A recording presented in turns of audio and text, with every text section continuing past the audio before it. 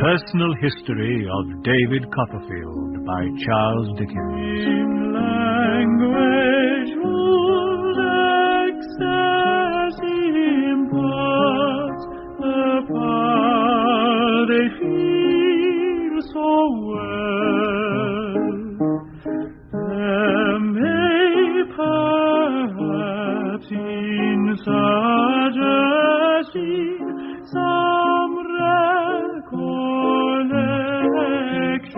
be. Part 9. My Beloved Dora. Of days that have as happy been, and you remember me.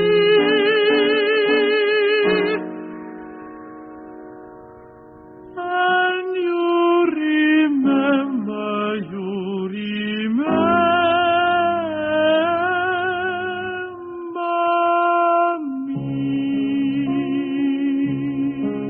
My dear sir, the distinguished elevation to which your talents have raised you deters me from presuming to aspire to take the liberty of addressing the companion of my youth by the familiar appellation of Copperfield.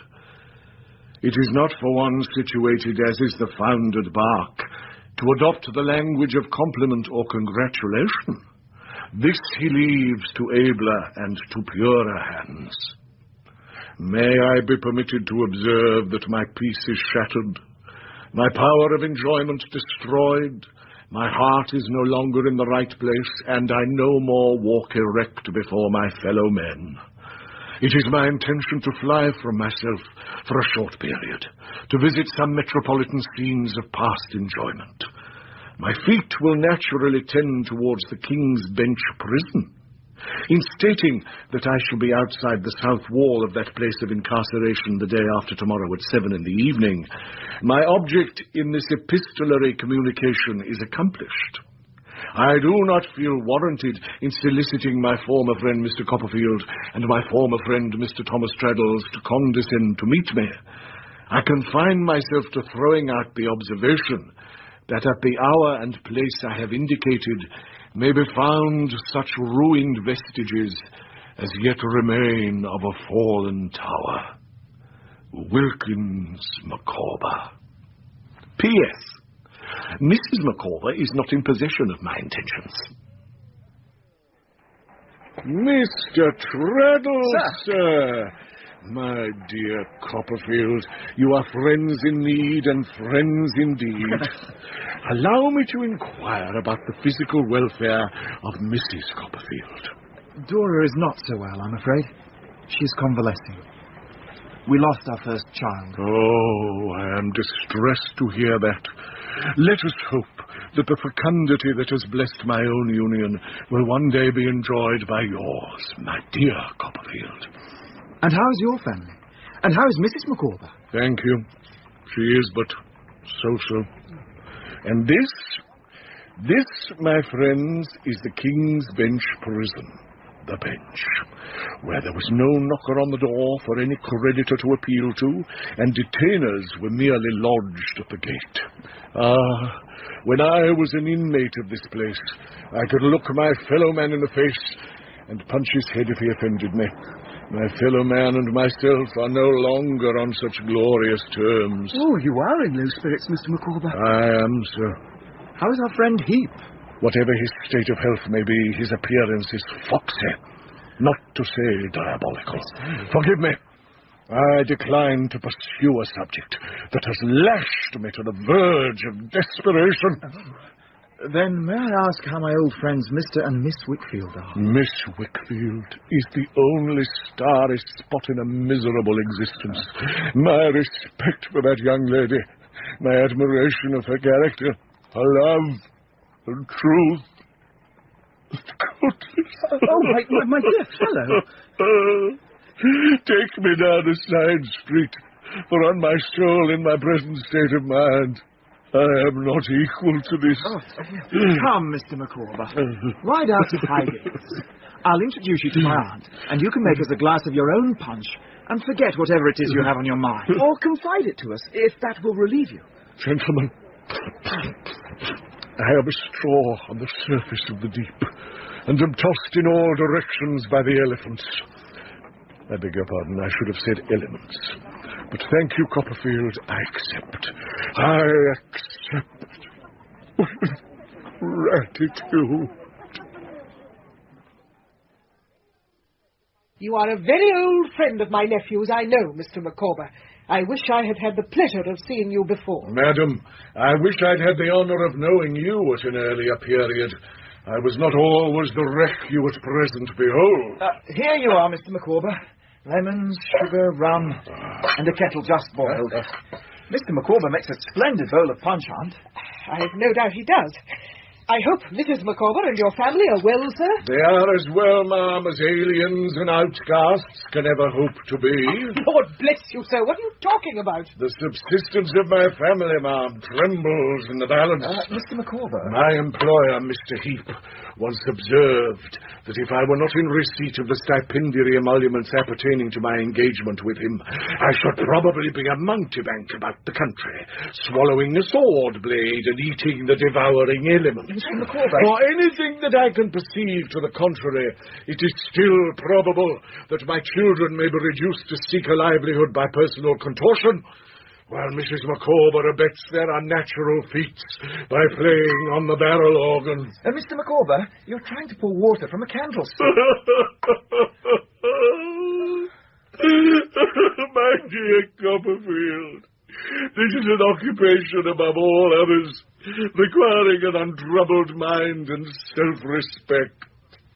I cannot perform it. It is out of the question. My dear sir, what is the matter? Speak out. You're among friends. Villainy is the matter. Baseness is the matter. Deception, fraud, conspiracy are the matter. And the name of the whole atrocious mass is Heep. I knew it. The struggle is over. I will lead this life no longer. Give me back my wife. Give me back my family. Substitute Micawber for the petty wretch who walks about in the boots at present on my feet. And call upon me to swallow a sword tomorrow, and I'll do it. With an appetite. Mr. Micawber, come, sit down. Let me get... I shall partake of no man's hospitality till I have moved Mount Vesuvius to erupt upon the abominable rascal Heep. Refreshment under this roof would choke me, unless I had previously choked the eyes out of the head of interminable cheat, liar, and hypocrite. Heep! With the last repetition of this magic word, he rushed out of the house. Later, a note was brought from a neighbouring tavern, requesting us all to meet that day week at a small hotel in Canterbury. Whereafter, the act of reparation performed, which can alone enable me to contemplate my fellow mortal, I shall be known no more. Wilkins Micawber. About a fortnight after this, on the second evening in Mr. Micawber's week of suspense, I was walking alone in the garden when I saw a woman's figure in the road before the house, beckoning to me. Martha! Can you come with me? I've been to Mr Peggotty, but he weren't in. I wrote down where he were to come and left it on his table. I have news. Can you come? Of course. Listen, you sir. Martha? Yes, hurry. We hurried along a dark street of poor lodging houses. We went into one of these and began to climb the common staircase. As we climbed to the top story, I saw ahead of us a female figure. She paused for a second at a door, then she turned the handle and went in. Move in here where you can stay without being seen. We were in a small, empty garret with a sloping roof. The back door to Martha's room was slightly open. I could not see Miss Dartle, for hers was the figure we had glimpsed, nor could I see the person she was addressing. But we could hear. Oh, yes. We could hear. It matters little that she's not at home. I know nothing of her. It's you I came to see. May. Yes, I've come to look at you. You're not ashamed of the face that has done so much, are you? I've come to see James Steerforth's Fancy, the girl who ran away with him and is the town talk of the commonest people of her native place, the bold, flaunting, practised companion of people like James Steerforth. Please. Stay there. Stay, or I'll proclaim you to the house and the whole street. If you try to escape me, I'll stop you if it's by the hair. Where was Mr. Peggotty? It was for him to find her, for him to save her. So, I see her at last. Why, he was a poor creature to be taken in by that delicate mock modesty, that hanging head. For heaven's sake, spare me! Whoever you are, you know my wretched story. Spare me, if you'd be spared yourself. If I'd be spared, what is there in common between us? Nothing but our sex. Our sex? You're an honour to our sex. I deserve this, but this dreadful dear lady, think what I've suffered and how I'm fallen. Have some mercy on me. Give me some compassion or I shall die mad. Do you know what you've done? Do you ever think of the home you've laid waste? Oh, is there ever a night or day when I don't think of it? Have there been a single minute when that hadn't been before me, as it used to be when I turned my back upon it forever and ever? The miserable vanity of these earthworms. Your home. Do you imagine I give a thought to it? Or suppose you could do any harm to that low place which money wouldn't pay for, and handsomely? Your home. You were a part of the trade in your home, and were bought and sold like any other vendable thing. No. You say anything of me, but never you visit my shame on folks who are as honourable as you. Do you have some respect for him if you have no mercy for me? I speak of his home, where I live. Here's a worthy cause of division between lady mother and gentleman's son. A worthy cause of grief in a house where you wouldn't have been admitted as a kitchen girl. No. When he first come in my way, I'd been brought up as virtuous as you or any lady. And we're going to be the wife of as good a man as you or any lady in the world can ever marry. If you live in his house and know him, you know perhaps what his power with a weak, vain girl might be. I don't defend myself, but I know, and he knows, or will know when he comes to die and his mind is troubled with it, that he used all his powers to deceive me, and that I believed him, trusted him, and loved him. You love him? You tell that to me?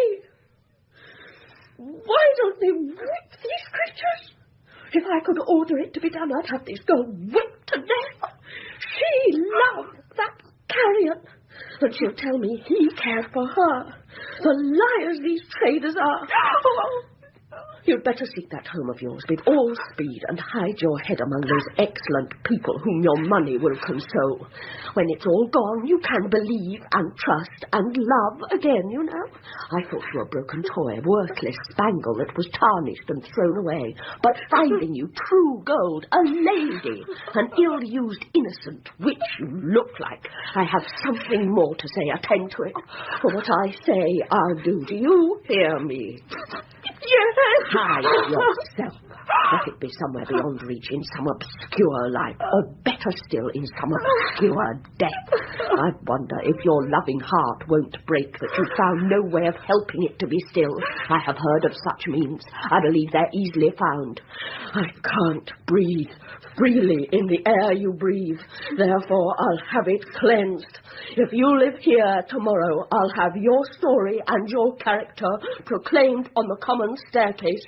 If you seek refuge in this town, in any character but your true one, which you're welcome to bear, the same service shall be done you.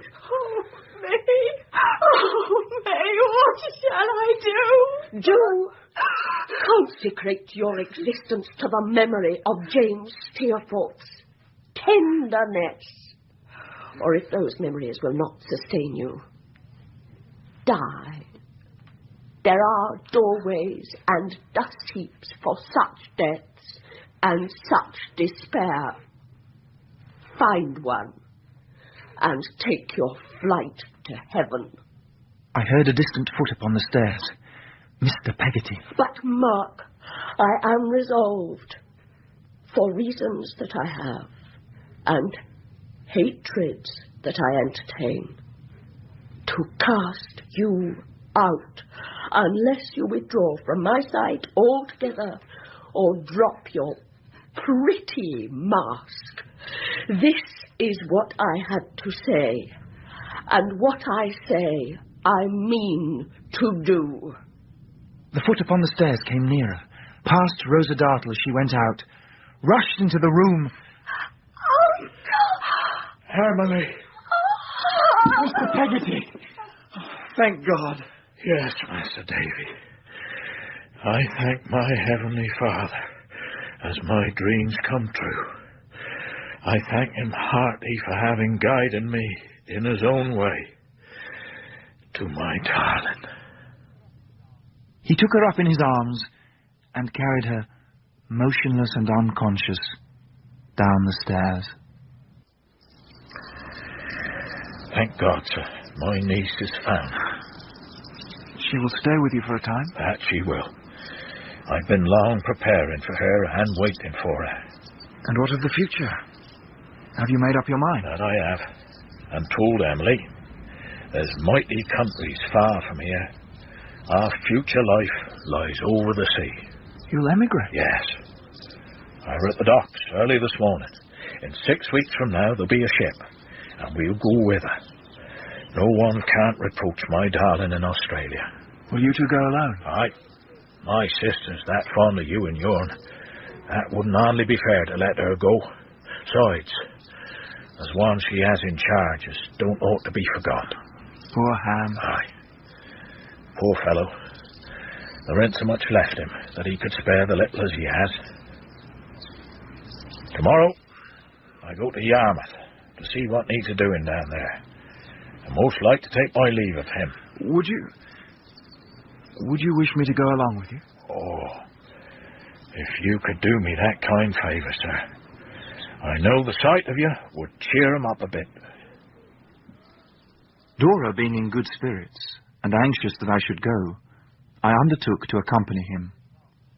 We were in Yarmouth the following night.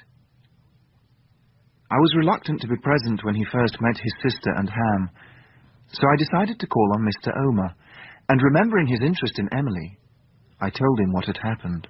Oh, that's the best news I've heard for many a day, sir. Oh, yes. By stars. What's going to be done for that unfortunate young woman, Martha? I can't tell you yet, but I'm sure Mr. Peggotty hasn't forgotten her. Oh, of course, whatever is done, I'd wish to be a member of. Oh, yes. Do you put me down for anything you may consider right, and let me know. Thank you, sir. Oh, you know, sir, I see more of the world in this here chair than ever I see out of it. You'd be surprised at the number of people that looks in of a day to have a chat. There's twice as much in the newspaper as there used to be, and as to general reading, oh, my heart alive, what a lot I get through. And since I've took to reading, you've took to writing, eh, sir? What a lovely work that were of yours. Oh. I read every word, every word. And as to feeling sleepy, oh, not at all. I expressed my satisfaction, But I must confess, I found this association of ideas significant. After a stroll about the town, I went to Ham's house, where I found Peggotty alone. Oh, Master Davy, thank God she's been found. Thank God that'll save her. Thank God, indeed. Is Ham not home, Peggotty? Oh, he's just stepped out to take a turn on the beach. How is he? He don't show it much, but I believe he's broken-hearted. Sometimes he talk of old times in the boathouse, and then he speak of Emily as a child, but he don't speak of her as a woman. Never. Master Davy! Ham, my old friend. Why, sir, that's good to see you. Uncle's down in the boathouse, making ready to leave for her. Yes, I know. You'll miss him. No, that we will. But he'll write to us. We'll have his letters. And maybe he'll get rich in the new country. You staying there for long, sir? Just a few days. I'll see to your room, Davy. I'd take it kindly if we could have a few words about it all. But not here, no, not now. I understand. Can we meet tomorrow, in the evening? Yes. Will you wait for me on the beach? By the old boat? I shall be there.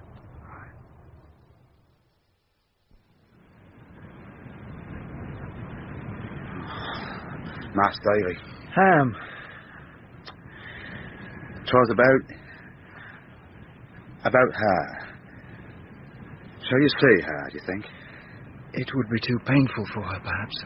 Ah, yes. So 'twas. But, Ham, if there's anything I could write to her for you, if there's anything you wish to make known to her through me... Oh, thank you, sir. Most kind. I think there is something I could wish said or wrote. What is it? Ain't that I forgive her. Ain't that so much. Oh, 'tis more as I beg of her to forgive me. Having pressed my affections on her. Odd times I think that if I hadn't had a promise for her to marry me, she was that trustful of me in a friendly way, she'd have told me what was struggling in her mind and would have counselled with me, and I might have saved her. I will tell her. Is there anything else? Yes. If I can say it,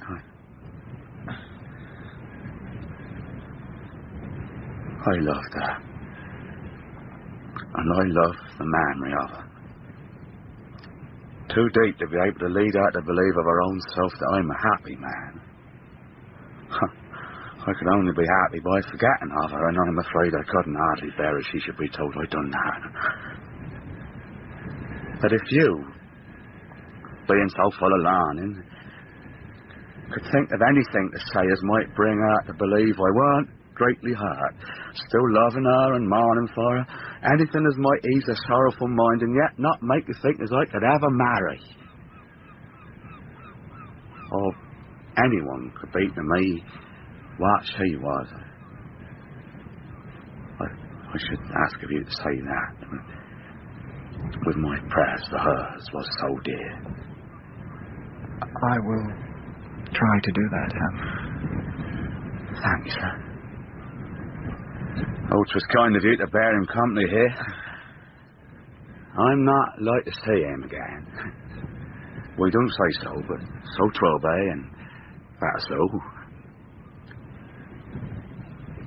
The last you see on him, the very last, will you give him the lovingest duty and thanks of the orphan he was more than a father to? I will. Oh, thank you, sir. You'll see them at the boathouse now? Yes. I won't go with you. I can't go there no more. I understand. Goodbye, then. Goodbye, sir. God bless you. Ah, come according to promise to bid farewell to the old boat, eh, Master Davy? Fair enough now, isn't it? It's fair indeed. You've made good use of your time. Oh, we haven't been idle. I don't know what Mrs. Gummidge worked like. Donald. Yes, Mother. My dear Donald, the parting words I speak in this here house is I mun't be left behind. Mother, you don't know... he think of leaving me behind? Oh, Donald, don't he ever do it? My good soul. Take me along with you and Emily. I'd be your servant, constant and true. But if there's slaves in them parts, I'll be bound to you for one and be happy. But don't he leave me behind, Donald. There's a dear. Oh, you don't know what a long voyage, what a hard life it is. That I do. And if you don't take me, I shall go into the house and die. Oh. I can take, I can work, I can live hard. I can be loving and patient now if you'll only try me. Oh, I know you think I'm lone and lorn, but dearie love didn't so no more. I'm sat here so long a-watching and a-thinking of your trials without some good being done me. And I knows your ways and Emily's, and I know your sorrows and can be a comfort odd times. Oh, Donald, dearie Donald, let me go along with you. Well, me old mother, if so be as that's what you wish, you come with us and welcome. Oh, Donald, God bless you. We put the candle out, fastened the door on the outside, and left the old boat, a dark speck in the cloudy night. And now Mr. Micawber's mystery week was at an end. We were disposed to leave my aunt at home to look after Dora, allowing Mr. Dick and me to represent her in Canterbury. But Dora wouldn't hear of it. I won't speak to you, Aunt Betsey. Oh. I'll make Dick bark at you all day. I'll be sure you really are a cross old thing if you don't go. Blossom, you know you can't do without me. Yes, I can. You're no use to me at all. Oh, gracious. You never run up and down stairs for me all day long. Blossom. You never sit and tell me stories about Dodie when he was a little boy with his shoes worn out, all covered with dust. You never do anything to please me, do you? Oh, my dear. Yes, you do, Aunt. I'm only teasing you. But you must go. Why shouldn't you both go, Dodie? I'm not very ill, am I? What a question. What a fancy. I know, I'm silly. Well, then, you must go. So we agreed that we'd both go, and that Dora was a little imposter who pretended not to be well because she liked to be petted. She was very pleased by this, and very merry. And we four, my aunt, Mr. Dick, Traddles, and I, went down to Canterbury by the Dover mail. Next morning, at the first chime of the half-hour, Mr. Micawber appeared. Gentlemen and madam, good morning. This is Mr. Dick, Mr. Micawber, an old and dear friend. I am delighted to make his acquaintance. Have you breakfasted, sir? Have a chop. No, sir, not for the world. Appetite and myself have long been strangers, Mr. Dixon. Dick, attention. Oh, yes, indeed. Now, sir, we are ready for Mount Vesuvius or anything else, as soon as you please. Madam, I trust you will shortly witness an eruption. Good heavens. Mr. Traddles, I believe I have your permission to mention that we have been in communication. Of course.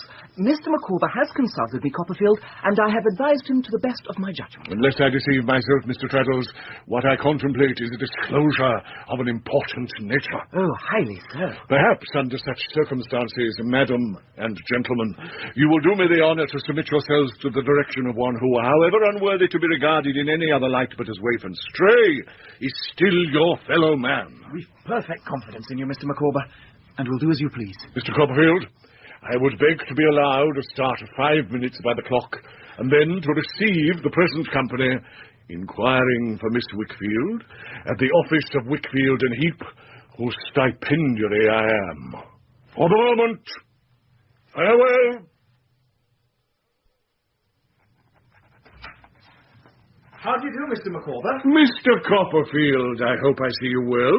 Is Miss Wickfield at home? Yes, Mr. Wickfield is unwell in bed, sir, of a rheumatic fever. Oh.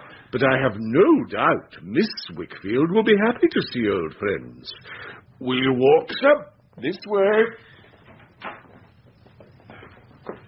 Miss Trotwood, Mr. David Copperfield, Mr. Thomas Traddles, and Mr. Dixon.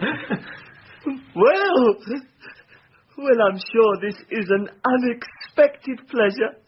Mr. Copperfield, I hope I see you well, and if I may humbly express myself so, friendly towards them as is ever your friend.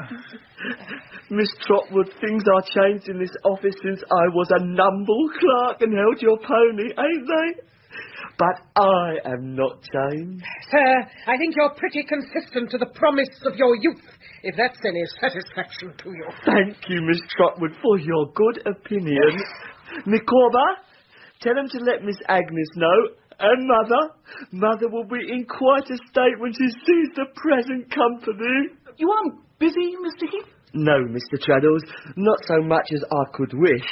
But lawyers, sharks and leeches are not easily satisfied, you know.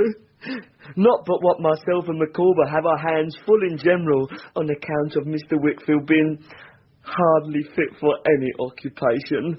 But it's a pleasure as well as a duty to work for him. You've not been intimate with Mr. Wickfield, I think, Mr. Traddles. I've only had the honour of seeing you once myself. No, I haven't been intimate with Mr. Wickfield, or I might have waited on you long ago, Mr. Heep. I'm sorry for that, Mr. Traddles. You'd have admired him as much as we all do. His little failings would only have endeared him to you the more. Oh, Miss Agnes, we have friends here, as you see. Miss Trotwood. My dear. Mr. Dick. At your service, ma'am. How are you, my dear? I am well, thank you. Trot, how good to see you. Mr. Traddles, how are you? And Sophie? We're both in the best of health, thank you, Miss Wickfield. Will you excuse me? Trot, how is Dora? She's very cheerful. I have a letter for you. Don't wait, Micawber. I told you not to wait. Did you hear me? Yes. Then why do you wait? Because, in short, I choose to. You're a dissipated fellow. All the world knows that, and I'm afraid you'll oblige me to get rid of you. Go along. I'll talk to you presently. If there's a scoundrel on this earth with whom I've already talked too much, that scoundrel's name is he. This is a conspiracy. You've met here by appointment. Have you, Copperfield? Take care. You'll make nothing of this. We understand each other, you and me. There's no love between us. At last you've spoken the truth, Uriah. At least in one particular. Mr. Micawber, deal with him as he deserves. You're a precious set of people, ain't you, to buy over my clerk, who's the scum of society, as you were yourself, Copperfield, before anyone had charity on you. To defame me with his lies? Miss Trotwood, you better stop this, or I'll stop your husband shorter than will be pleasant to you. I won't know your story professionally for nothing, old lady. Miss Wickfield, if you've any love for your father, don't join that gang, or I'll ruin him.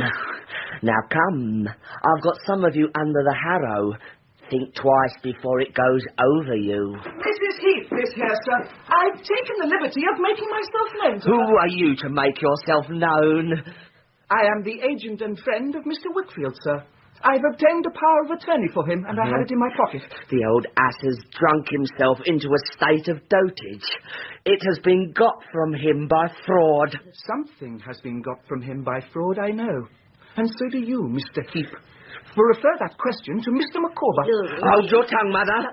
Will you hold your tongue and leave it to me?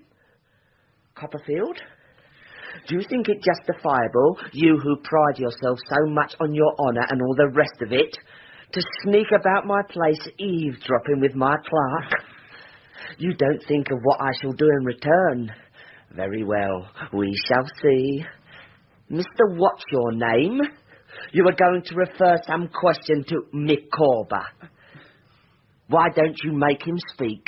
Dear Miss Trotwood and gentlemen, in appearing before you to denounce probably the most consummate villain that has ever existed, I ask no consideration for myself.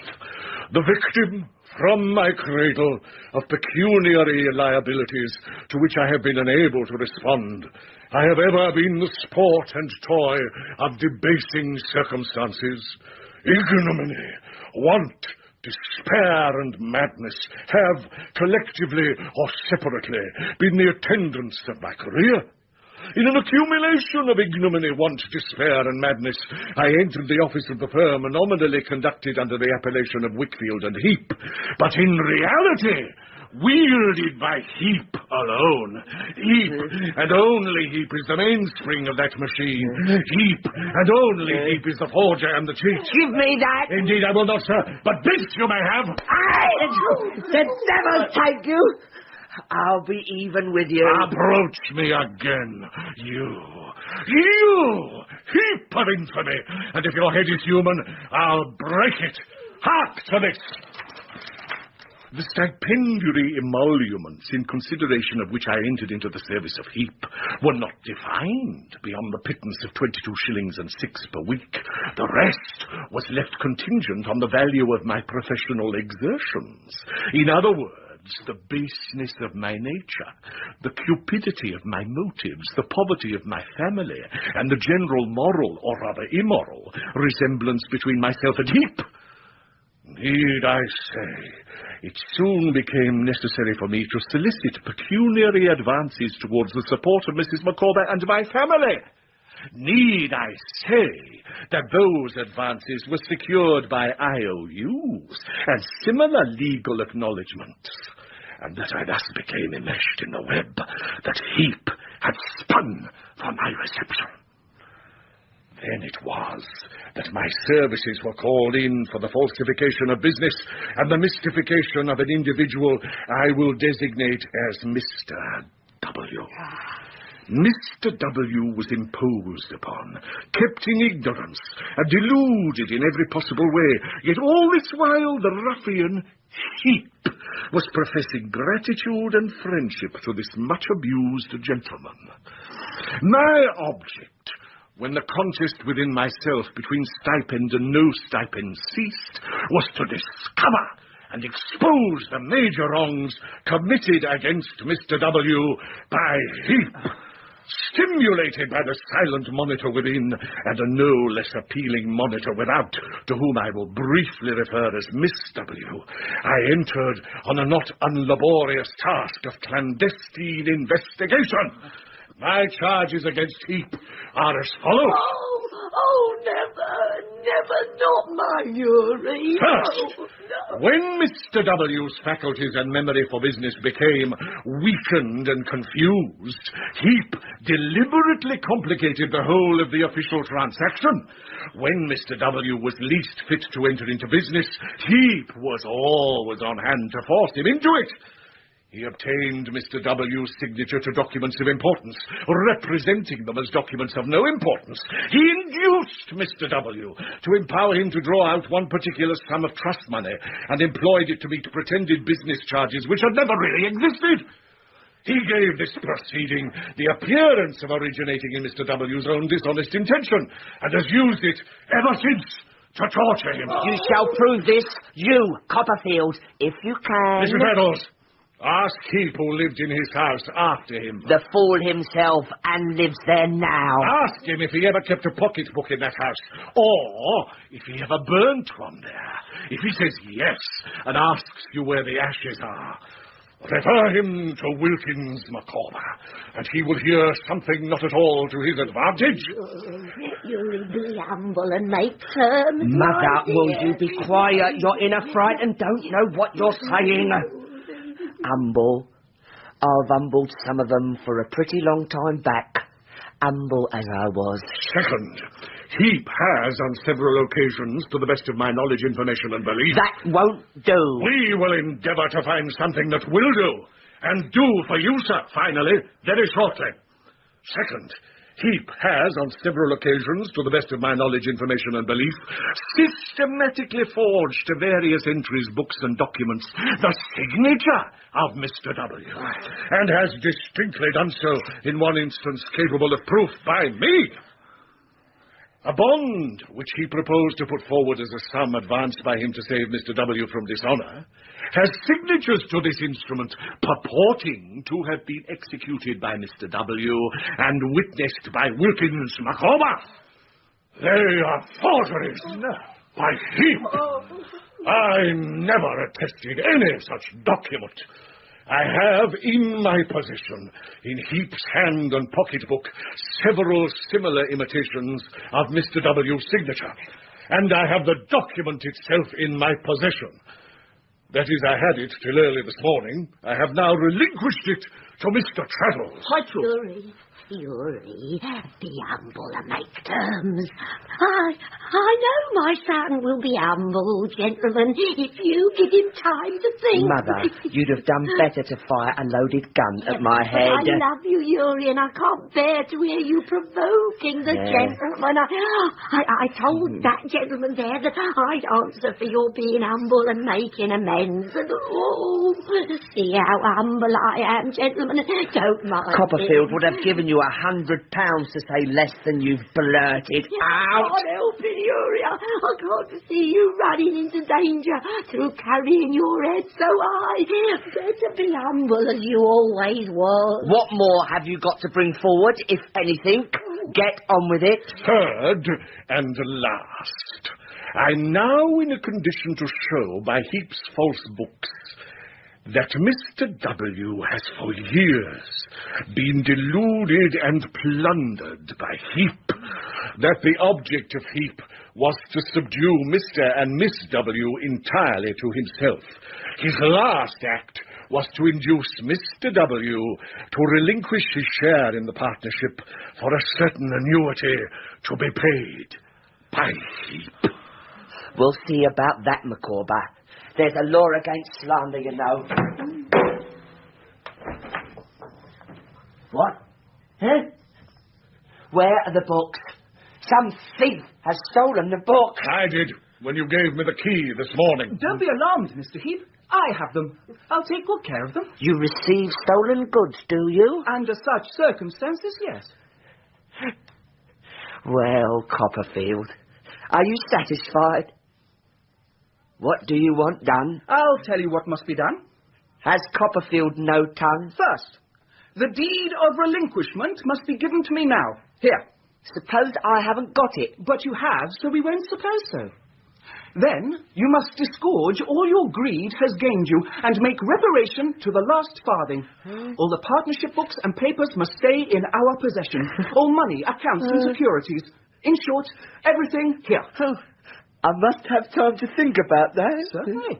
In the meantime, we shall keep them. And you must keep your room and communicate with no one. I won't do it. Maidstone Jail is a safe place of detention.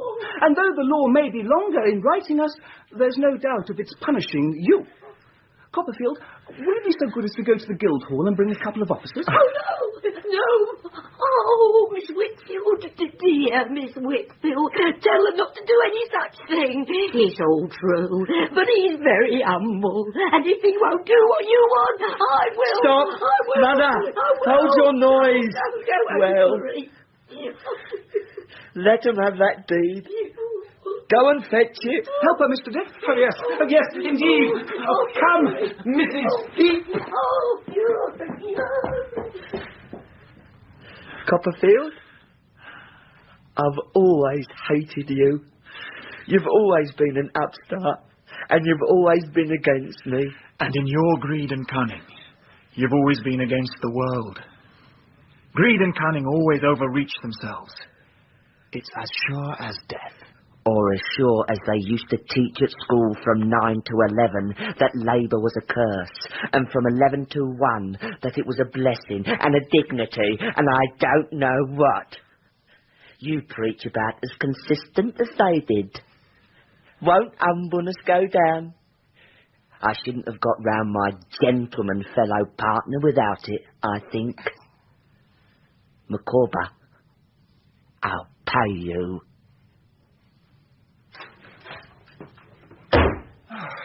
Mr. Copperfield, evil is defeated and right has triumphed. I am a man again. Might I persuade you to do me the honour of attending me to my present domicile, to witness the re-establishment of mutual confidence between myself and Mrs. Micawber? The veil that has long been interposed between us is now withdrawn, and my children and the author of their being can once more come into contact on equal terms. Emma, my love, I have returned. Oh, Micawber, husband. The cloud has passed from my mind. Mutual confidence, so long preserved between us, is restored. Oh, Micawber. Now, welcome poverty. Welcome misery. Welcome houselessness. Welcome hunger and rags, tempest and beggary. Mutual confidence will sustain us to the end. Mrs. Micawber, I'm delighted to see you. My aunt, Miss Betsey Trotwood, Mrs. Micawber. Ma'am, I'm honoured. And may I present Mr. Dick? Yes. Dick, attention. Ma'am, we are all very grateful to your husband. Oh, I'm glad. Forgive me, but I'm not strong. And the removal of the late misunderstanding between Mr. Micawber and myself is too much for me. Oh, of course, my dear Mrs. Micawber. I had not realized the extent of Mr. Micawber's family commitment. I wonder you have never turned your thoughts to emigration. Madam, it was the dream of my youth and the fallacious aspiration of my riper years. Why, what a thing it would be for yourselves and your family, Mr. and Mrs. Micawber, if you were to emigrate now. Capital, madam. That is the difficulty. Capital? But you have done us a great service. What could we do for you that would be half so good as to find the capital? Miss Trotwood, I could not receive it as a gift, but if a sufficient sum could be advanced, say at 4% interest per annum upon my personal liability, say my notes of hand, at 12, 18, and 24 months respectively, to allow time for something to turn up. Could be, can be, and shall be on your own terms. We can see to that, can't we, Trotwood? Indeed we can. I've been fortunate these last years, Mr. Micawber, as you know. Some people, Trotwood knows, are going out to Australia shortly. Why shouldn't you go in the same ship? Oh, think about it. There is but one question, my dear ma'am, I could wish to ask. The climate, I believe, is healthy. Oh, finest in the world. Just so. Then my question arises. Are the circumstances of the country such that a man of Mr. Micawber's abilities would have a fair chance of rising in the social scale? I will not say at present might he aspire to governor, but would there be a reasonable opening for his talents to develop themselves? No better opening anywhere for a man who conducts himself well and is industrious. For a man who conducts himself well and is industrious. Precisely. It is evident to me that Australia is the legitimate sphere of action for Mr. Micawber. Shall I ever forget how, in a moment, he was the most sanguine of men? Or how Mrs. Micawber presently discoursed about the habits of the kangaroo? But I must pause now, as other memories fade, and a figure comes forward, quiet and still, saying, "Stop to think of me, turn to look upon the blossom as it flutters to the ground." There, Jip, there. Let my hair loose, Dodie. I'm tired of having it in a net now. Yes, my darling.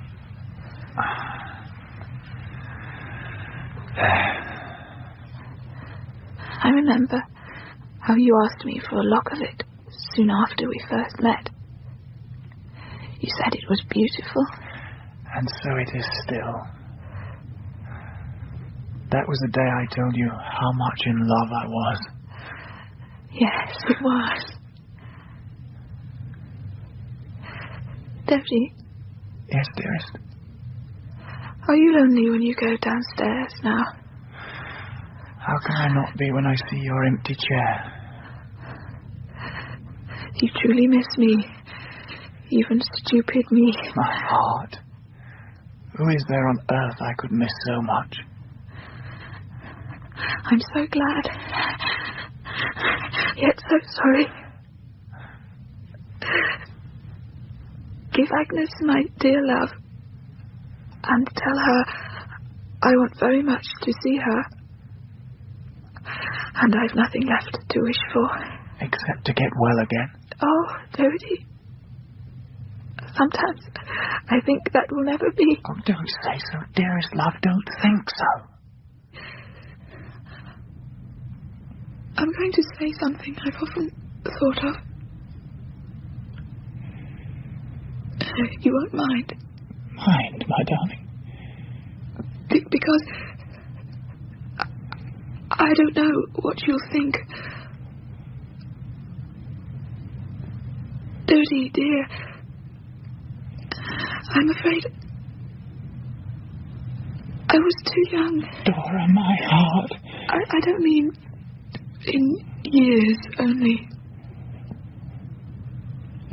I was such a silly little creature. I'm afraid it would have been better if we only loved each other as a boy and girl. I've begun to think I wasn't fit to be a wife. Oh, Dora, love. As fit as I am to be a husband. Oh, but you're very clever. And I never was. We've been very happy, my sweet Dora. I was very happy, yes. But as years went on, my boy would have wearied of his child wife. No. It's better as it is. Dora, dearest, don't speak like that. Every word seems a reproach. Oh, no. I loved you far too well to say a reproachful word to you in earnest. And you never deserved it. Don't cry. Hush. Hush.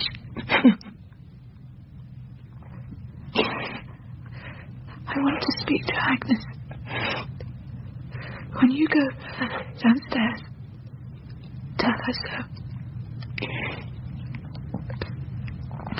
I want to speak to her quite alone. I'll tell her. Oh, Dodie.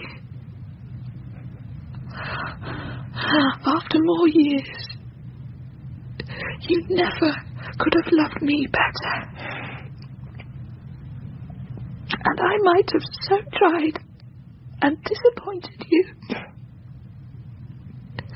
that you wouldn't have loved me half so well. It is better as it is. Agnes is with her now. I sit by the fire, thinking with a blind remorse of the secret feelings I've had since my marriage. I think of every little trifle between me and Dora, and feel the truth that trifles make the sum of life. Jip, you want to go upstairs? Not tonight. No, not tonight. No, Jip. It may be never again. Poor little dog. Jip,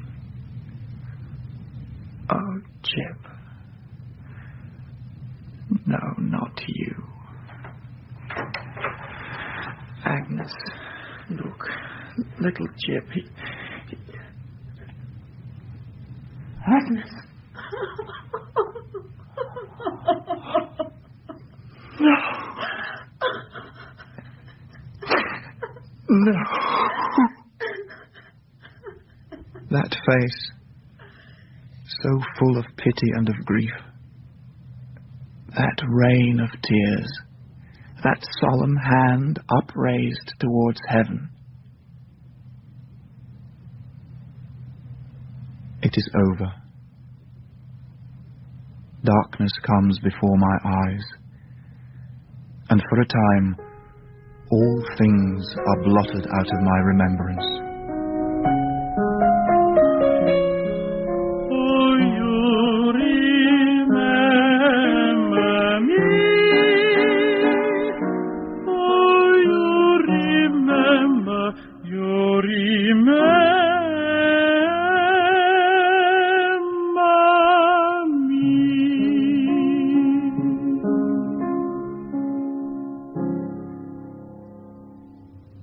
Part 9 of David Copperfield by Charles Dickens featured Gary Cady, Miriam Margolyes, Sheila Hancock, David Bamber, Maggie McCarthy, Joanna Myers and David Burke, with Mary Wimbush, Jenny Howe, Jane Whittenshaw, Maria Miles, Mark Straker, Phil Daniels, Maria Charles and Timothy Spall. Also, Adjoa Ando, Ronald Herdman, Peter Tuddenham and Peter Penry Jones. The book was dramatised by Betty Davis and the producer was Marilyn Imrie.